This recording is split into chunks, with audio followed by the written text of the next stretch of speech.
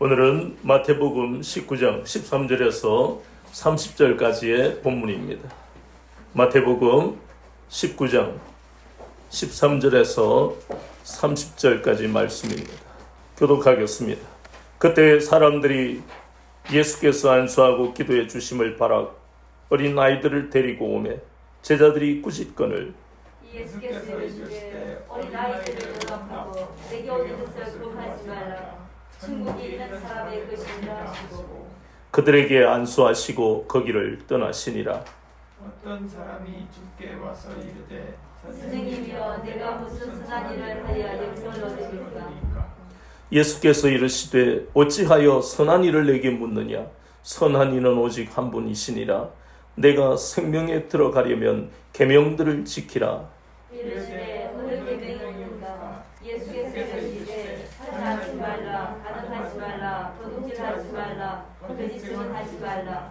내 부모를 공경하라. 내 이웃을 내 자신과 같이 사랑하라 하시는 것이니라. 이 청년이 이르되 이 모든 것을 내가 지켰사온데 아직도 무엇이 부족하리이까.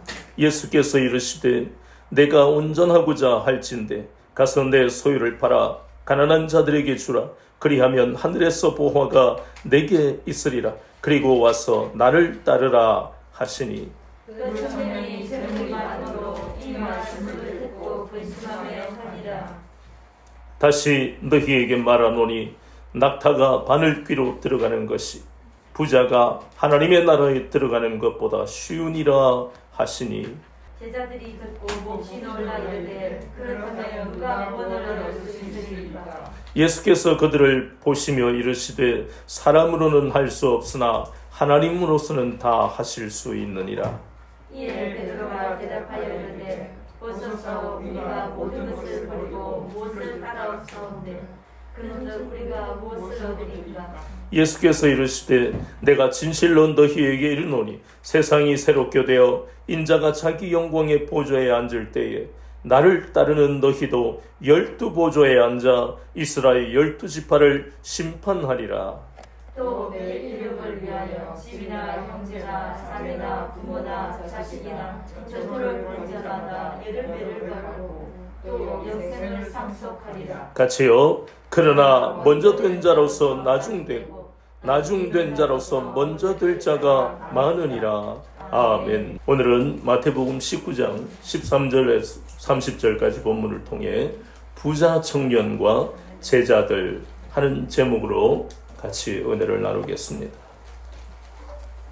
본문에 보니까 평소 바리새인들처럼 선행을 해야 구원을 받는다고 생각하는 부자 청년이 예수님을 찾아왔습니다. 그래서 오늘 예수님께 뭐라고 말하고 있는 대목입니까? 선생님이여 내가 무슨 선한 일을 하여야 영생을 얻으리이까? 이게 부자 청년에게는 늘 고민이었다는 것입니다.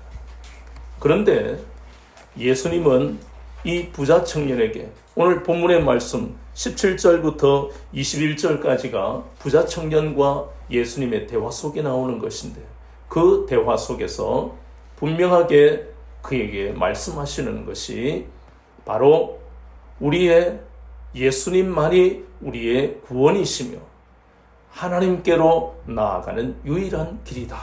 그걸 가르치시는 거예요.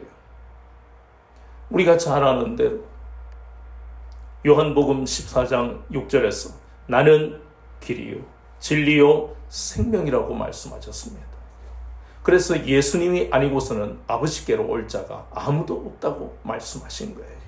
또 사도행전 4장 12절에서 다른 이로서는 구원을 얻을 수 없나니 천하인간의 구원을 얻을 만한 다른 이름을 우리에게 주신 적이 없고 오직 예수 그리스도만이 구원이라고 말씀하잖아요.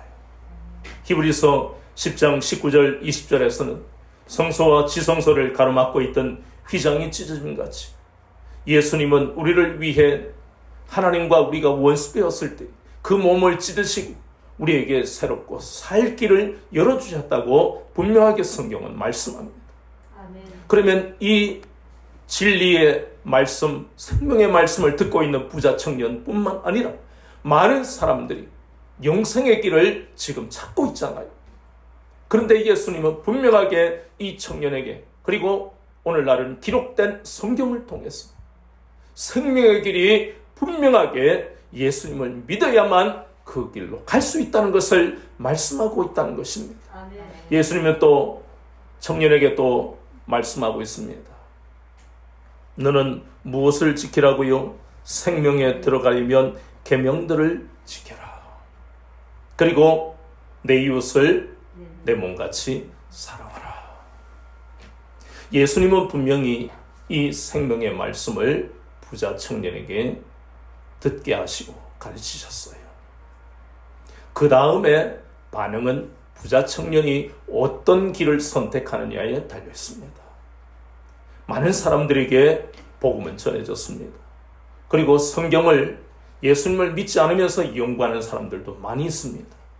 이 부자 청년과 똑같은 상황을 동서고금을 막론하고 계속해서 이 상황은 똑같이 있다는 것입니다.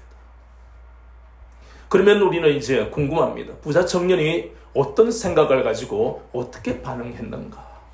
그것은 이전의 사람들도 그랬고 여러분이 맞닥뜨리고 있는 그 부모 형제와 다른 이웃들도 그렇고 앞으로 만날 사람들도 이 부자 청년과 똑같다는 이야기.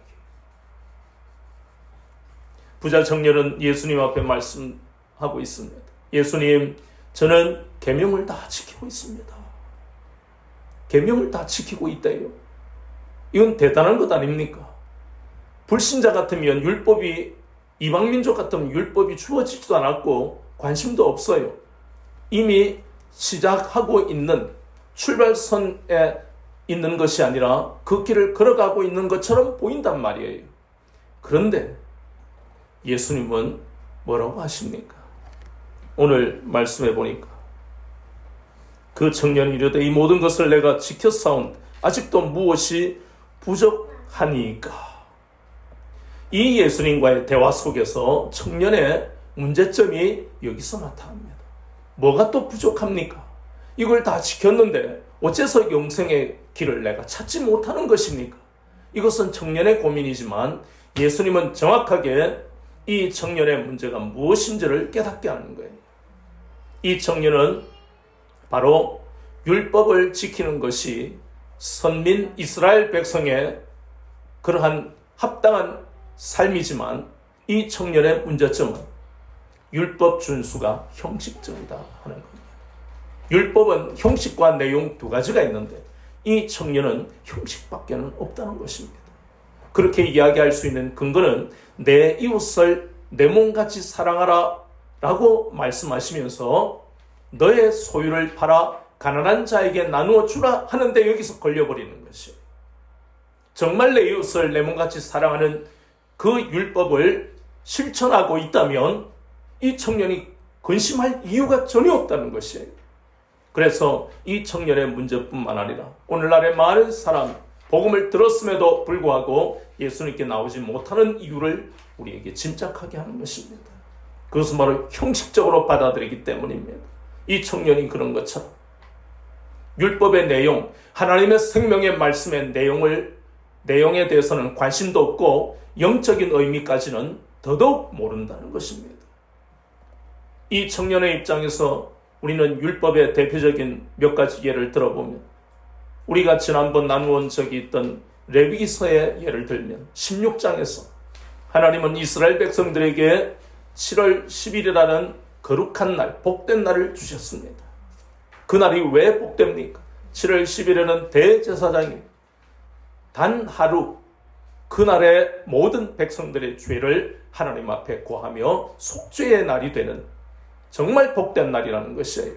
그래서 백성들의 죄를 위해서 대제사장은 염소 2마리를 잡는데, 한 마리는 속죄 제물, 또 한 마리는 백성들의 죄를 전가해서 저 멀리 광야로 내어 보내버리는 아사셀이라는 그러한 2 염소의 희생을 통해 백성들의 죄를 속죄하는 날입니다. 그리고 대제사장 속죄소에 들어가서 거기에 번제물에 제물의 그 피를 뿌리고 백성들의 죄를 고백하는 이 거룩하고 복된 날이 바로 레위기서 16장 율법에 기록된 생명의 말씀이 약속의 백성들에게 주어지는 이것이 바로 율법의 내용이요 영적인 의미입니다.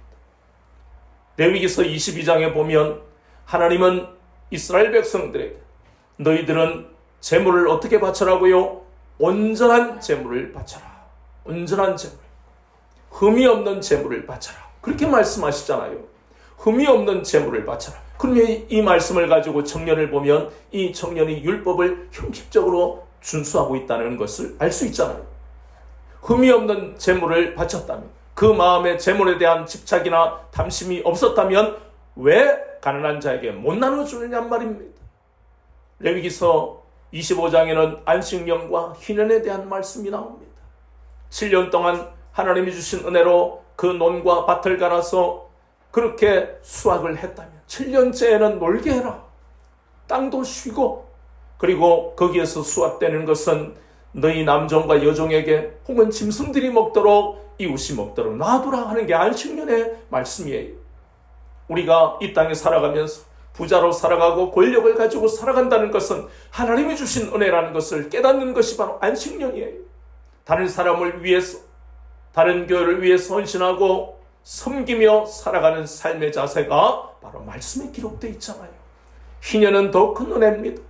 50년 동안 하나님이 건강 주시고 환경을 열어주셨으면 이제 나는 그만큼 복을 받았으니까 이제 가난한 자에게 원주민에게 토지를 나눠주고 재산도 돌려주고 가난해서 자기 자신이 종으로 팔려온 그 사람도 자유하게 해라. 이것이 모두가 율법의 내용이라는 것입니다.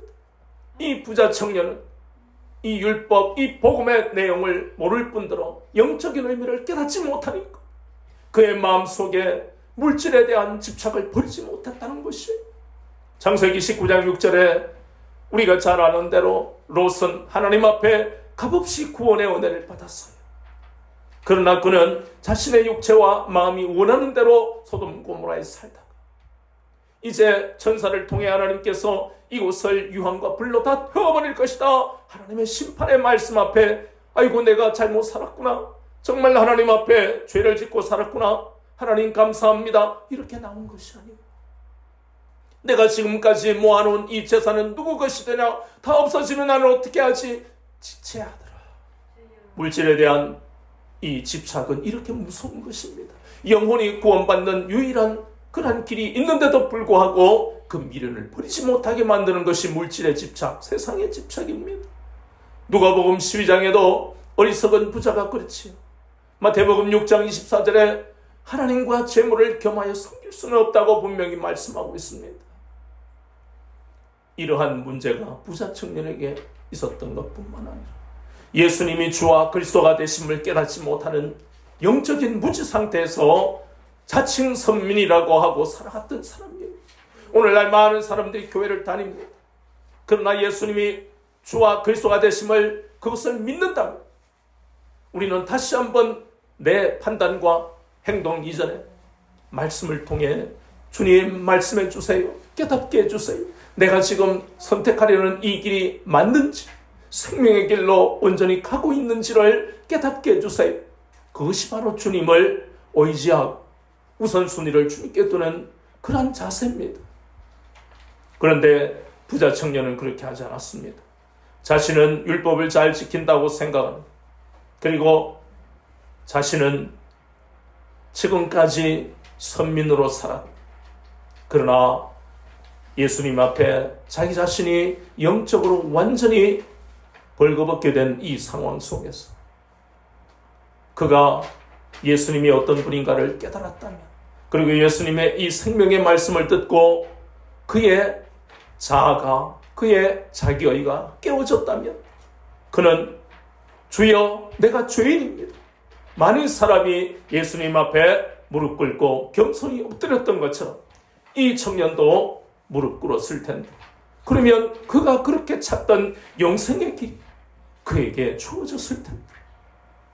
그러나 그는 룻기 1장 14절 말씀처럼 오르바가 그 시어머니 나오미를 따라가지 못했던 거죠. 이 청년은 생명의 길이 눈앞에 있음에도 불구하고 그는 근심하여 돌아갔다고 말씀하고 있습니다. 이 땅에 많은 인생들도 너무나 풍족한 삶과 그리고 너무나 풍성한 정보의 홍수 속에 살면서 예수님께 나아오지를 않습니다. 많은 사람들은 부자 청년처럼 급하면 점쟁이를 찾아갑니다. 급하면 천공도사를 찾아갑니다. 거기다가 인터넷, 유튜브에는 오만한 것이 다 있어요. 필요한 것이 다 있잖아요. 자신도 모르게 유튜브가 우상이 되어버리는 거예요. 예수님은 오늘 이 본문의 말씀을 통해서 예수님만이 우리의 구원이시고 우리를 기가 막힐 웅덩이와 수렁에서 건지실 수 있는 유일한 주님이신 것을 다시 한번 깨닫게 하고 우리의 신앙을 다시 돌아보게 하시는 겁니다. 예수님은 오늘 본문의 말씀을 통해서 23절과 24절을 보니까 부자가 천국에 들어가는 것이 어떻다고요? 낙타가 바늘귀로 들어가는 것보다 더 어렵다는 거예요. 그럼 부자가 천국에 못 갑니까? 그런 뜻이 아닙니다. 부자는 천국에 들어가기가 어렵다는 것이지 못 들어가는 것은 아닙니다. 왜 들어가기가 어렵다고요? 부자 청년을 보니까 물질에 대한 집착을 버리지 못한다는 것입니다. 내가 어떻게 해서 이 물질을 일궜는데, 부자들이 졸지의 부자가 된 졸부 외에 제대로 된 부자들은요, 늘 마음에 생각하는 것이 말이지, 저 옆집 저 동네 저 김씨는 맨날 잠이나 자고 맨날 게으르게 사는데 내가 이 재물을 어떻게 모았는데 밤에 잠도 안 자. 남들 잘 때 나는 깨워서 연구하고 노력하고 애쓰고 수고해서 모은 재산이에요. 이것이요, 부자들은 똑같이 게으른 사람들 중에 부자인 사람은 없습니다. 부자는요, 남보다 더 노력하고 애써서 연구하고 생각하고 그래서 부자가 되는 거예요. 그러니까 그만큼 집착도 강하다는 것입니다. 그래서 우리가 아까 보았던 레위기서 25장에서 왜 하나님이 안식년 하는 걸 주시느냐? 그것은요, 단순하게 반만 땅만 놀게 하는 것이 아닙니다. 얘야, 농부로서 너는 6년 동안 수고했다. 네가 땀 흘려서 가꾼 이 땅으로 인해서 내가 너를 축복하지 않았느냐? 이제 7년째는 좀 쉬어라. 하나님이 우리 삶에 오셔서 안식하게 하시는 거예요. 이게 창조의 원리입니다. 7일 때 하나님은 안식하셨다고 그랬잖아요, 창세기에. 그런 것처럼 우리의 삶에도 쉼이 필요하니까. 이 시대에 쉼이 어디 있습니까? 안 돼. 내가 쉬면 내 자녀 등록금은 누가 마련하고, 내가 쉬면 아픈 저 남편을 누가 복양하고, 다 이유가 있는 거예요. 남편이 실직하고 남편이 사업에 실패해서 내가 나가서 청소라도 해야 돼. 이게 현대사회 모든 사람들의 모습입니다. 그런데 하나님은 레위기서 25장의 말씀을 통해 하나님이 우리에게 명령하신 것은 하나님이 우리 삶을 생명으로 이끌어 가시기 위해서 주신 말씀이에요. 쉼이 필요한 거예요. 우리도 살고, 그러면 1년 동안 그 땅을 일구지 못했으니까 굶어 죽어요? 아닙니다. 마태복음 6장에 보니까 하나님이 뭐라고 약속하셨습니까? 저 공중을 보라. 공중에 뭐 있는데? 새가 가자, 새가. 우리 썰렁하면 참새 지나가는 거 말고 공중에 새가 지나가는데 그들이 맨날 우는 것은, 노래하는 것은 뭐 때문에? 밥 달라, 밥 달라. 그게 아니란 말이에요. 하나님이 날마다 우리에게 새에게 먹을 것을 주시니까 노래하는 거예요. 하나님을 찬양하는, 짹짹짹짹짹. 하나님 오늘도 먹여주심을 감사합니다. 짹짹짹짹. 우리는 되게 운다고 그러잖아요, 우리나라 사람들. 근데 그게 아니에요. 하나님이 날마다 창고를 만들어 놓지 않고도 하나님이 먹이시니까 하나님 감사합니다, 할렐루야. 새들이 하나님을 찬양하는 겁니다. 그렇다면 너희 일까 보냐? 우리를 얼마나 하나님이 사랑하시면 로마서 8장 32절에 아들까지 내어주셨잖아요. 아멘. 그러면 7년째 안식년이 되는 그 해에 땅을 일구지 않아도 먹이십니까? 안 먹이십니까? 먹이신단 말이에요. 오묘한 방법. 그래서 그 사람만 쉬게 하는 것이 아니고 짐승들도 자연스럽게 포도가 감이 열리면 새가 와서 그걸 한번 먹고, 이야, 금년에는 안식년이니까 우리 호강 한 해 양식 걱정이 없겠다. 그리고 들짐승뿐만 아니라 남종, 여종도, 이웃도 먹을 수 있도록. 이것이 우리를 생명으로 이끌어가는 구약이 무조건 엄격한 율법, 그 법만을 말씀하는 게 아니라 우리를 생명으로 이끌어가는 생명의 말씀이 바로 율법, 넓은 의미에서 하나님의 말씀이라는 겁니다.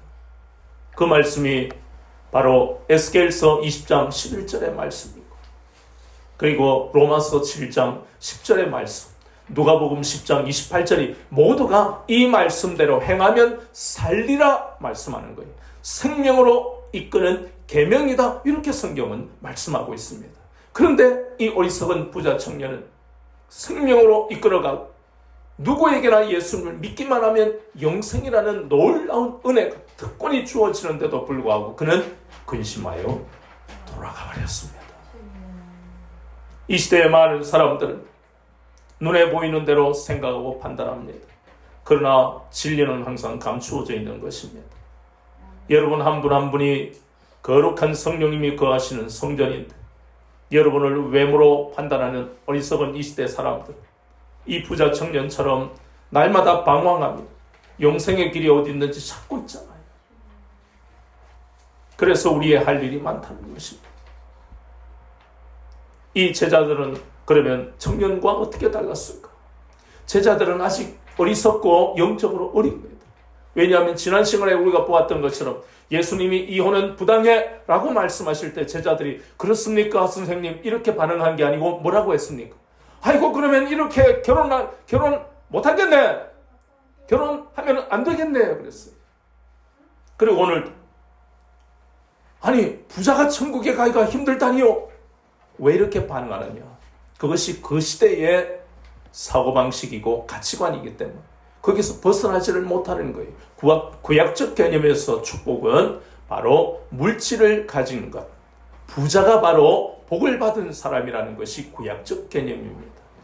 그런 구약적 관점이 오늘날도 여전히 이어지잖아요. 부자가 예수님을 잘 믿는다? 아닙니다. 그래서 오늘 부자 청년에게 보세요. 예수님을, 하나님을 잘 섬기는 것 같지만 부자 청년은 물질이 많음에도 불구하고 형식적으로 신앙생활을 하는 것이다. 그래서 제자들에게 깨닫게 하시고, 그런데 제자들이 청년과 다른 점은 그들도 여전히 세상적인, 세속적인 가치의 보상을 생각하고 있잖아요. 오늘 본문에 제자들이 뭐라고 하고 있습니까? 예수님 27절에 보니까 우리는 예수님을 위해서 모든 걸 다 버렸습니다. 우리는 무엇을 얻습니까? 이 보상을 바라잖아요. 보상을 바랄 정도로 아직까지 신앙이 어리다는 것입니다. 사도행전 1장 6절에도 그렇잖아요. 선생님, 이스라엘 나라는 언제 회복이 됩니까? 하나님 나라가 아니고 이스라엘 나라. 도대체 우리는 이 식민지, 이 로마의 탄압으로부터 언제 자유를 하게 됩니까? 예수님은 언제 왕이 되어서 우리를 다스리실 겁니까? 이렇게 아직까지 세상적인 어떤 세속적 가치의 보상이나 이렇게 아주 어리석은 생각을 하는 제자들입니다. 그럼에도 불구하고 그들은 예수님의 부르심에 순종했던 사람들입니다. 그것이 바로 부자 청년과 차이점입니다. 세상 사람은 교회 다니고 예수 믿는 사람들을 어리석다 그럽니다. 그리고 신앙생활 제대로 못할 때마다 비웃습니다. 손가락질합니다. 그러나 우리는 이 부자 청년과 제자들처럼, 제자들이 어리석고 세상적인 가치의 보상을 생각하는 것처럼 우리도 그런 보상을 생각하고 가는 어리석은 자리에 있다 할지라도 우리는 예수님이 우리를 부르실 때에 온전히 순종하며 나왔다는 이것이 바로 하나님이 우리를 사랑하시는 증표가 된다는 것입니다. 세상 사람이 어떻게 우리를 생각하든 전혀 관계가 없는 것입니다. 중요한 것은 제자들처럼 우리가 그 부르심에 순종했다는 것입니다. 그래서 예수님이 우리를 부르셔서 그 부르신 뜻이 우리가 잘 알다시피 사명을 감당하는 것입니다. 사도행전 1장 8절에 오직 성령이 너희에게 임하시니 너희가 권능을 받고 예루살렘과 온 유다 사마리아와 땅끝까지 이르러 내 증인이 되리라. 고린도후서 2장과 3장에 내 증인이란 의미는 바로 그리스도의 편지가 되고 그리스도의 향기가 되는 것이 증인이고, 고린도후서 5장 18절 19절 말씀처럼 하나님과 세상을 화목하게 하는 것이 바로 증인이라는 뜻입니다. 이 일을 감당하게 하시고 마침내 하나님은 우리에게 복을 주십니다. 신명기 8장 16절에 보니까 우리를 연단하시는 것, 우리를 시험하시는 것, 믿음의 시련이 우리의 삶에 있는 것은 바로 우리가 복을 받기 위함이라고 분명히 말씀합니다. 시편 84편 6절에도 주께 힘을 얻고 그 마음의 시온에 대로가 있는 자들이 눈물 골짜기를 만난다 할지라도 많은 샘이 우리를 인도할 것이고 이른 비가 복을 채워줄 것이라고 분명히 약속하셨습니다. 이 복은 구체적으로 영적인 부여요, 육적인 부여를 의미하는 것입니다. 영적인 부여라는 것은 우리도 세상을 살면서 어려움을 만납니다. 원하지 않는 어려움을 누구나 다 만나는 거예요. 나이가 들면 늙어가는 것을 보고 거울을 보고 푸릇푸릇하던 청년은 어디 가고 주름이 있고 흰머리가 생길 내 청춘을 돌려달라고 얼마나 나이가 든 사람들이 그런 생각을 많이 하겠습니까? 그럼에도 불구하고 그 고난의 때에 하나님은 신광야와 그리고 물이 없는 르비딤의 오묘한 방법으로 하나님이 예비해 놓으신 그 은혜로 살아가는 인생임을 우리에게 깨닫게 하시고, 그래서 마침내 하나님께만 소망을 두며 살아가는 것이 바로 영적인 부요입니다. 이것은 아무에게나 주시는 부요가 아니에요. 세상 부자에게는, 그리고 여기에 본문에서 보는 대로 이 부자 청년에게는 이러한 영적 부요가 전혀 없다는 것입니다. 어려움을 만나면 자살을 한, 그것이 수많은 매스컴을 통해, 어제도 그 매스컴을 보면서 불행한 이야기에 대한 기사들이 얼마나 많은지 모릅니다. 그들이 집이 있는데도 불구하고, 남편이 벌이가 있는데도 불구하고 자살한 사람도 있습니다. 저명한 사회적 위치에 있는 사람들 속에서 기업가도 있습니다. 조건은 다 갖추고 있는데도 그들은 불행한 선택을 합니다. 왜 그렇습니까? 그들이 무엇을 못 받았기 때문에, 영적인 복을 못 받았기 때문에. 영적으로 부요해야 되는데 그들은 영적으로 결핍되고 궁핍하고 가난한 자이기 때문에 그들은 모든 것을 가지고 있는데도, 약간의 부족함이 있는데도 견디지 못하고 자녀와 함께 자살하는 겁니다. 육적인 부요도 우리에게 허락하신다고 약속하셨습니다. 우리가 신광야를 만나고 르비딤같이 먹을 것이 없고 마실 물이 없는 그러한 고통스러운 현실을 만난다 할지라도 하나님은 그 신광야에, 그 르비딤 같은 환경 속에 하나님은 만나를, 메추라기를, 그리고 생수를 예비해 놓으시는 하나님이십니다. 누구를 위해서? 예수님을 믿는 하나님의 자녀들을 위해서. 내가 가진 것이 없고 내가 평생을 적음해도 집 한 채를 살 수 없는 그런 시대를 살아간다 할지라도 하나님은 놀랍도록 여호와 이레의 하나님이 되셔서 이 땅에 예수님의 부르심에 온전히 순종하는 자에게 영적인 부요와 육적인 부요를 허락하신다는 것을 오늘 말씀을 통해 우리에게 깨닫게 하시는 겁니다.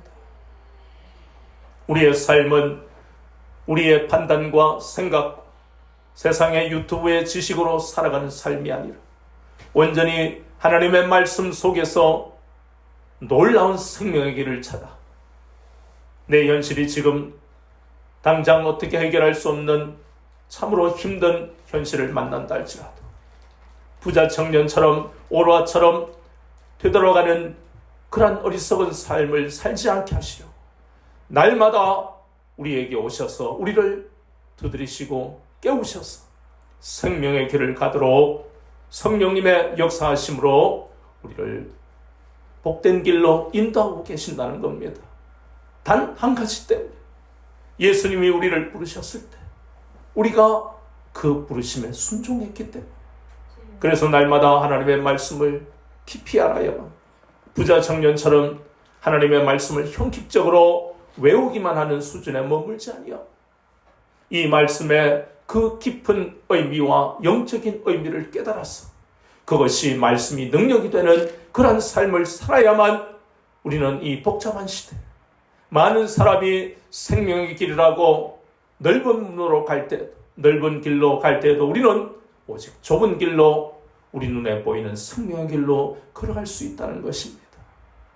날마다 우리는 이 제자들이 그 부르심에 순종해서 생명의 길로 걸어갔던 것처럼 우리도 오늘 예수님만이 우리의 구원이시고 하나님께로 나아가는 유일한 길임을 날마다 마음에 새김 공중에 나는 새를 통해 하나님이 우리를 위해 예배해 놓으신 그 은혜로 사는 인생임을 다시 한번 깨닫고 감사하며 살아가는 여러분들의 삶이 되기를 주 예수 그리스도의 이름으로 축원합니다. 아멘.